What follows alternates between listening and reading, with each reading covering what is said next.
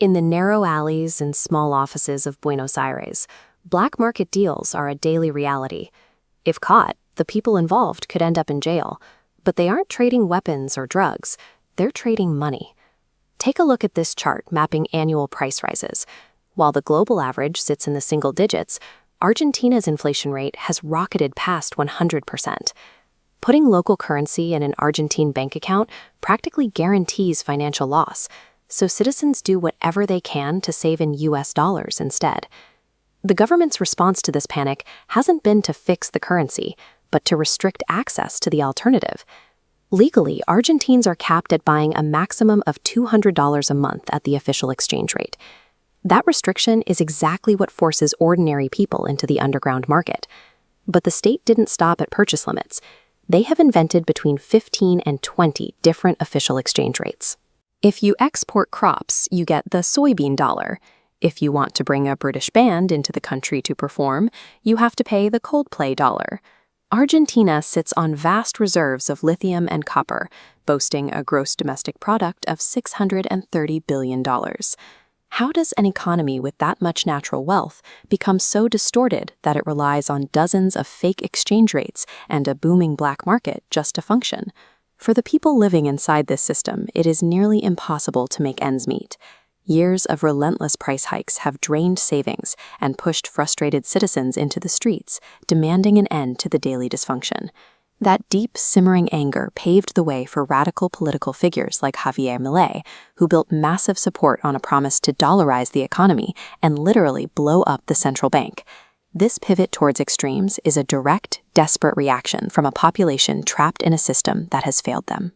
To understand the roots of this collapse, we have to look back to 1946 and the election of President Juan Domingo Perón. Inspired by the strong state models of 1930s Europe, Perón built his political ideology around two pillars: a deeply intrusive government and vast, expensive public welfare schemes designed to boost wages for the working poor. He paired these domestic programs with strict economic isolationism. By trying to shield local workers from foreign competition, the state effectively severed Argentina from the rapidly globalizing international trade market. Decades later, current governments still operate heavily on this outdated blueprint. They pour billions into price subsidies to keep living costs artificially low. Today, the average Argentine pays about $5 a month for electricity, 8 times less than the average European. Policies originally implemented to support the labor movement calcified into rigid doctrine. While the rest of the world integrated and evolved, Argentina's economic engine remained trapped in the past, unequipped to sustain itself in a modern world. This insistence on state control extends far beyond welfare. Of the 13 million people in formal employment in Argentina today, over a third draw their salaries directly from the government. Paying millions of public wages while heavily subsidizing basic utilities creates a brutal mathematical reality. This chart illustrates the result. Argentina has run a deep negative fiscal deficit for 13 uninterrupted years. They consistently spend billions more than they collect. To bridge that massive gap, the central bank relies on a disastrous tactic: printing money. As the government pumps out more pesos to finance its spending, the value of the currency plummets, directly triggering the massive inflation destroying citizens' savings. When printing isn't enough, the state turns to borrowing.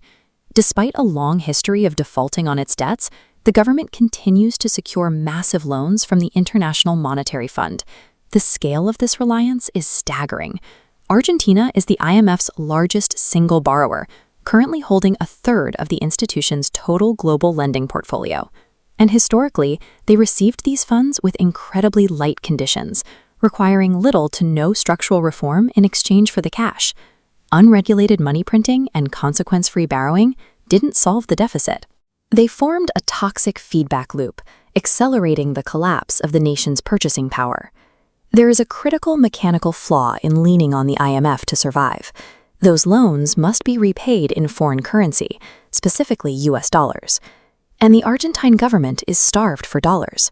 This diagram shows how the state attempts to extract that foreign cash. They levy heavy taxes on their most lucrative exports. When an Argentine farmer sells soybeans on the global market, the government takes a 33% cut of those dollars right off the top. Faced with losing a third of revenue to taxes and exchanging the rest at a terrible rate, the farmers make a logical choice. They hoard their soybeans in silos, waiting for a better exchange rate. This completely chokes off the supply of dollars flowing into the national economy, and that brings us right back to the streets of Buenos Aires. This self-inflicted dollar shortage is the exact reason the government had to invent the soybean dollar and the cold play dollar. They are desperate, fragmented attempts to incentivize foreign cash to re-enter a broken loop. Reforming Argentina's economy is exceptionally difficult because every distortion relies on another. To stop the fiscal drain, economists generally agree the government must drastically cut spending and slash welfare subsidies. But removing price controls on electricity or devaluing the peso to match its actual market worth creates an immediate shock. In the short term, those necessary changes will cause inflation to skyrocket even further, making daily survival much harder for the working class. Fixing one part of the system causes another to fail. This makes it a nearly impossible sell to a disillusioned public, enduring immediate, severe financial pain for the sake of future prosperity. Beneath the deficits, the exchange rates, and the black market deals, the bedrock issue is a total collapse of trust. Citizens no longer trust their currency, and international markets no longer trust the government's ledgers. Because the institutional rot runs so deep, no single election cycle, extreme policy shift, or radical politician can provide an overnight fix. The true cost of decades of mismanagement is time. Argentina will only escape this destructive loop by committing to rational, consistent policies year after year, doing the slow, grueling work of rebuilding the trust it spent a half-century throwing away.